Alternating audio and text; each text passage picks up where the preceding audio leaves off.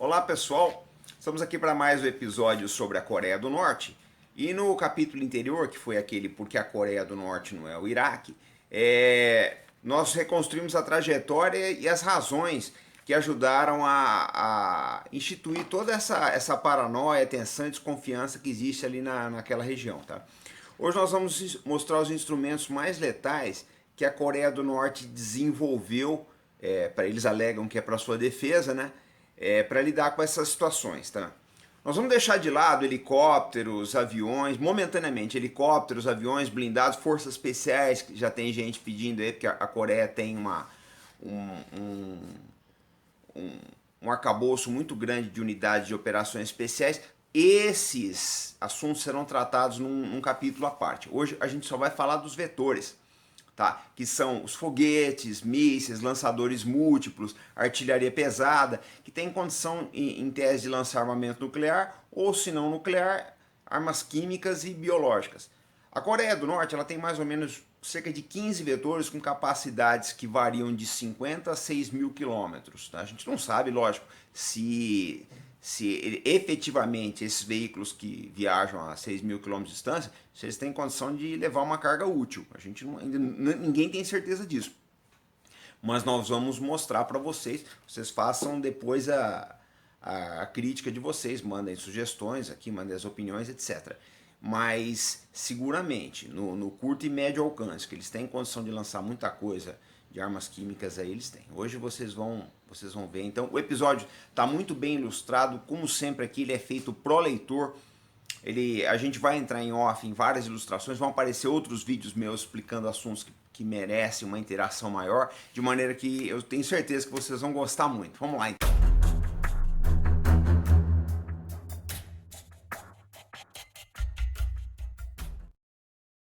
Bom, esse veículo que vocês estão vendo aí é um lança-foguete de 300 milímetros KN-09. Ele é feito a partir de um caminhão chinês e o projeto do foguete é russo. Os norte-coreanos são muito criativos, tá? Eles são muito engenhosos. Eles pegam peças de dois países e remontam uma arma local muito bem feita que funciona muito bem. Esse lançador de foguetes deve ter alcance de 180 a 200 quilômetros. Ele entrou em serviço em 2016 e é tração 6x6.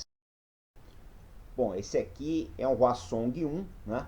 É o nome local para o Luna ou Frog 3 soviético, né? Que foi fabricado nos anos 60, aí, 1960 a 64. Os norte-coreanos devem ter 24 lançadores desse foguete aí. Ele alcança mais ou menos 45 quilômetros, na faixa de 45 quilômetros. Bom, esse é o Hwasong 3, que é a designação que os norte-coreanos dão para o veículo Luna M ou 9K-52. Trata-se de um artefato soviético, projetado mais ou menos, entrou em serviço, né, em 1964, com alcance de 70 quilômetros. O foguete dele não é míssil, é foguete, tá? Uma ogiva de 550 quilos. E acredita-se que os norte-coreanos têm 24 exemplares desta arma. Bom, Song-1, que é a designação local, também conhecido como P-15, Termite, Silkworm, que é bicho da seda em inglês, né? É um míssil antinavio de origem soviética, desenvolvido nos anos 60. O alcance inicial estaria em torno de 80 quilômetros, mas os norte-coreanos devem ter feito modificações e acredita-se que esse míssil possa alcançar até 300 quilômetros.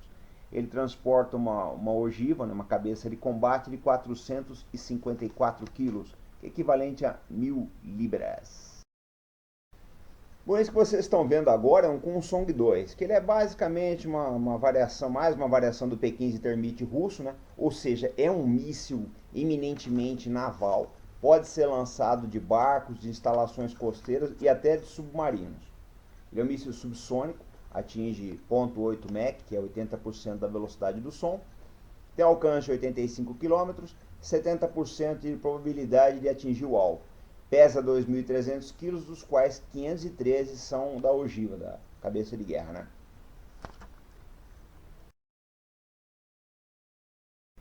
Bom, vocês já notaram que a gente está subindo de patamar, né? os mísseis estão ficando com maior alcance e se tornando mais sofisticados. A gente está indo dos menos letais para os mais, realmente os mais ofensivos. Bom, esse que vocês estão vendo aí é o Nodong-1, também conhecido como Rodong-1 ou Hwasong-7. É uma variação do Scud soviético, do antigo Scud, que é bem conhecido aí do público brasileiro da época da Guerra do Golfo, quando Saddam Hussein usou alguns desses escudos para atacar Israel, né? Inclusive, esses escudos teriam sido aperfeiçoados pela equipe do Brigadeiro Piva, um brasileiro.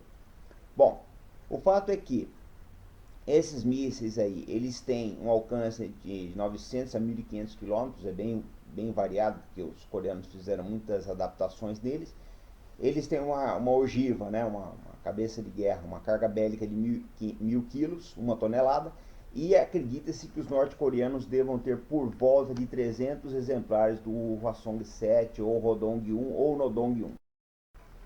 Bom, gente, aqui a coisa já começa a ficar séria, né? Esse Taepodong-1, também conhecido como Paektusan-1, é um míssil com alcance variando de 2.200 a 2.900 km, né? Se bem que se diminuir a carga útil dele, pode alcançar até 6.000 km.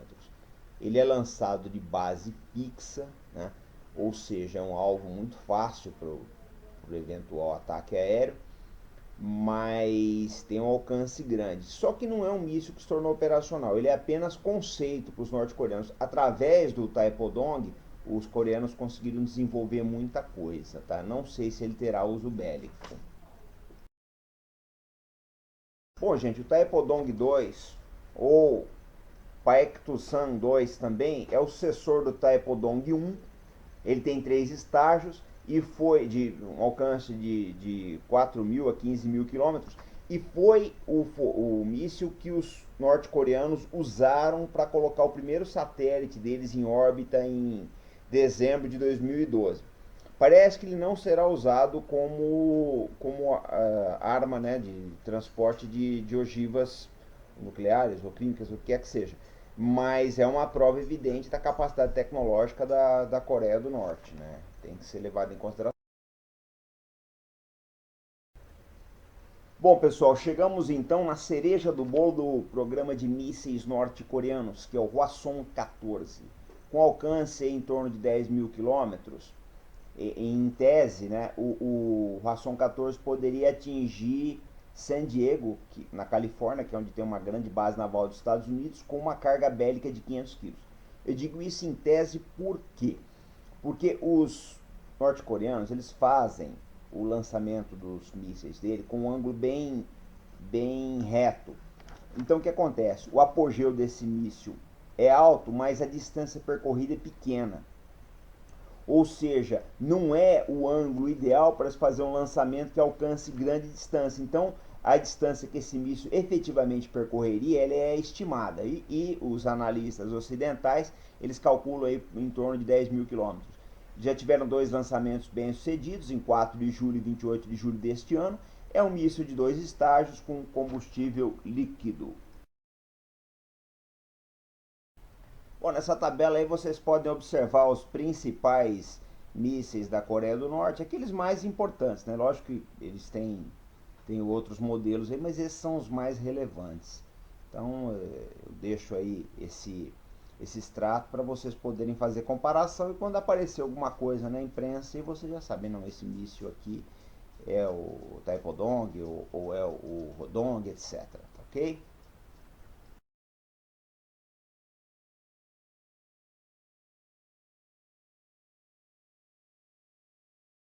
Bom, esse aqui é o BM-24. É um veículo muito antigo, dos anos 50. Ele foi fabricado na antiga União Soviética de 1947 a 1958.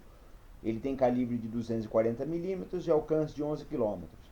Estima-se que a Coreia do Norte tenha cerca de 500 exemplares desse veículo. Tá? O que acontece? Ele pode ser usado para lançar granadas com ogivas químicas, né? Com carga química. Não se sabe se os norte-coreanos fariam isso, mas que eles têm essa capacidade, provavelmente tem. Esse que vocês veem agora é o RM-70 de fabricação da Tchecoslováquia. A Coreia do Norte adquiriu alguns exemplares. Ele é uma adaptação de um BM-21 soviético. Tá, o calibre 122 milímetros, esse foguete deve alcançar aí uns 20 quilômetros. Tá? O veículo é 8x8, ou seja, ele deve ter uma boa capacidade aí de operar fora de estradas. Bom, esse é o BM-21, também conhecido como Grad. Ele tem 30 tubos de 122 milímetros, né? Lança em 15 segundos isso. É montado sobre um chassi de caminhão Isuzu japonês, tá? De tração 6x6. E é um projeto dos anos 60 da antiga União Soviética. Tá? E também se desconhece quantos exemplares os coreanos têm. E o alcance oscila em torno de 20 quilômetros mais ou menos. Bom, esse é o BMD-20 que entrou em serviço em 1952 na antiga União Soviética. Né? Ele é calibre de 200 milímetros, leva 4 foguetes de 200 milímetros cada um, com uma carga de 30 kg de TNT cada. Acredita-se que alcance 19 quilômetros e que a Coreia do Norte deva ter cerca de 200 exemplares desse tipo de veículo. Bom, esse aí é um M1985. É interessante que talvez não seja, provavelmente não é, né? Essa a designação que os norte-coreanos dão para esse armamento. Esse designativo foi dado pelos americanos em razão da primeira vez que esse veículo apareceu para a imprensa ocidental, que foi por volta de 1985. Ele tem 12 tubos de 240 milímetros, com alcance aproximado de 43 quilômetros. Tirando o chassi dele, que é de um caminhão Isuzu japonês, o veículo é todo de desenvolvimento norte-coreano. Acredita-se que eles têm 200 exemplares do mesmo. Bom, esse é o M1991, é o irmão mais novo do M1985, mesmo calibre, só que ele tem 22 tubos e parece que conseguiria alcançar até 100 quilômetros. Tá? Os norte-coreanos aperfeiçoaram o M1985 e resultou de um veículo com uma performance bem melhorada. Bom, gente, esse veículo, o M1978, ele tem uma história curiosa, tá? Ele é um canhão autopropulsado, né, de calibre 170 milímetros, com alcance entre 40 a 60 quilômetros, de desenvolvimento totalmente local.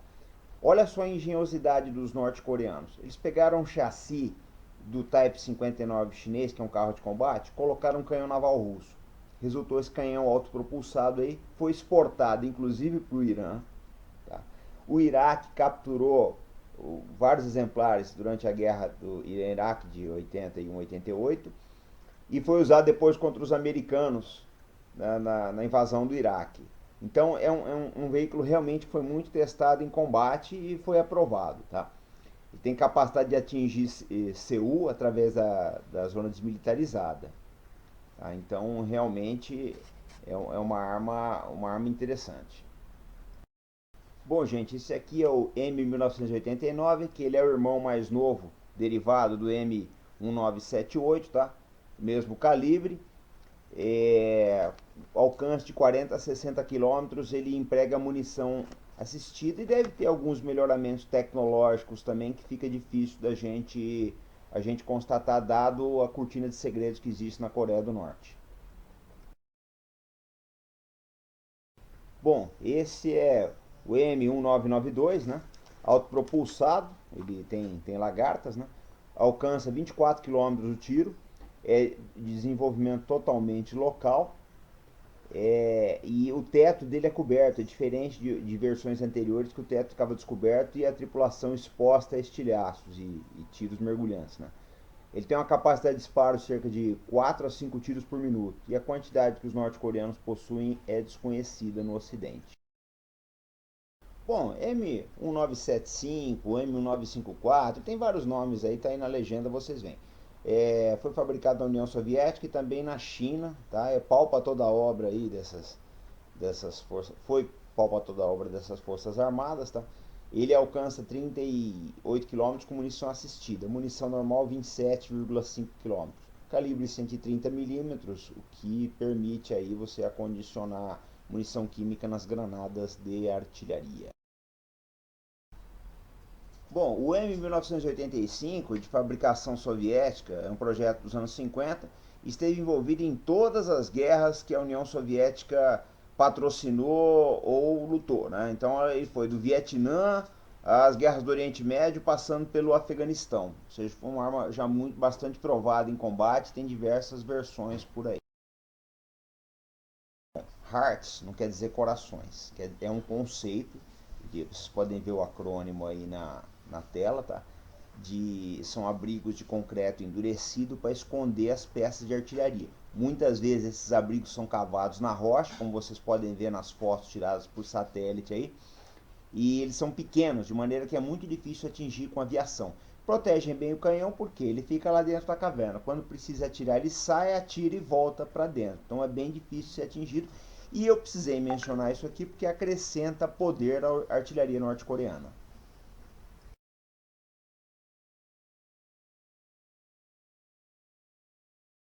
Quem viu o vídeo até aqui, acho que já tem uma boa ideia do que é o poderio militar norte-coreano. Mas, vamos lá, fica a pergunta. O que eles são capazes? O que pode ser feito com todo esse armamento? É o que vocês vão ver agora no próximo vídeo. Acompanhem aqui. Atenção, gente. Então, como vocês podem ver nessa tabela aí, as principais cidades da Coreia do Sul, todas elas praticamente, já estão ao alcance da artilharia norte-coreana. Seja artilharia convencional, as cidades mais próximas, Seul fica bem perto da zona desmilitarizada, seja as cidades um pouco mais distantes, mais ao sul do país, porque o que acontece? Nesse caso, tem os mísseis deles que já estão consolidados, eles têm mísseis de alcance médio aí que atingiriam essas cidades. O Japão recentemente entrou nesse raio de alcance e provavelmente o Hwasong 14, que eu fui bastante enfático, ele já teria condições de atingir o Alasca com uma carga bélica de proporções consideráveis. O que nós vamos ver no próximo vídeo é como está o caminho dos norte-coreanos em termos de miniaturizar uma carga, tá, para colocar no míssil nuclear. Nós vamos ver em que ponto que eles estão e quais as dificuldades. Mas todas essas cidades que eu mencionei, elas já estão praticamente no raio de alcance dos norte-coreanos. Bom, pessoal, chegamos ao fim então de mais um programa, tá? No próximo da série nós vamos mostrar a fundo o programa nuclear coreano, quais são as necessidades, as deficiências que eles têm, o que eles já conseguiram fazer, o que se tem dúvida que eles possam ser capazes de fazer, qual o combustível que eles usam, que tipo de motor, como é que é o sistema de entrada na atmosfera, se eles já conseguiram miniaturizar ou não as bombas, etc. Eu quero dizer o seguinte também, eu vou citar um pouco das nossas fontes. Às vezes o pessoal pergunta, Robson, de onde você tira essas informações? Gente, é feita uma coleta de informações. Então a gente pesquisa na Rand Corporation, na Janes, no Crisis Group, no Stratford e vários outros sites sérios, não é? Infelizmente, são todos sites em inglês, mas são avaliações muito bem feitas, tá? É lógico, não se tem certeza de nada do que a Coreia do Norte faz, mas os cientistas, os sociólogos, os militares que contribuem com informações para esses sites, gente muito séria. Então as informações eu acho que são as mais abalizadas possíveis. Eu confio muito no trabalho desses profissionais e é o trabalho que a gente procura trazer para vocês, são essas informações. Quando eu tenho dúvida eu falo, gente, isso aqui não se tem muita certeza, tá ok? Então eu espero que vocês tenham gostado. Nós estamos preparando o próximo vídeo para vocês com muito carinho. E às vezes as pessoas me perguntam, Robson, pô, o site está legal, tal, tá bacana, né? E aí, qual é o próximo passo? Eu falo, gente, eu queria uma coisa de vocês, ajuda a divulgar. Compartilha esse site, se inscreve aqui, não custa nada, vocês estão ajudando muito a gente. Porque quanto mais, isso aqui é um site de ideias, quanto mais ideias chegarem pra gente, mais força nós temos. Eu acho que mais plural essa coisa fica e mais, vamos dizer o seguinte, mais abalizada as informações se tornam. E o de sempre, fé no Brasil, tá? Sempre, sempre, todos os dias, vamos acreditar nesse país, vamos fazer um país melhor, vamos votar melhor e vamos cobrar mais das autoridades e aperfeiçoar as instituições, porque é o que fica, tá ok? Então até o próximo vídeo aí, com aquela esperança, aquele otimismo e aquela fé no Brasil.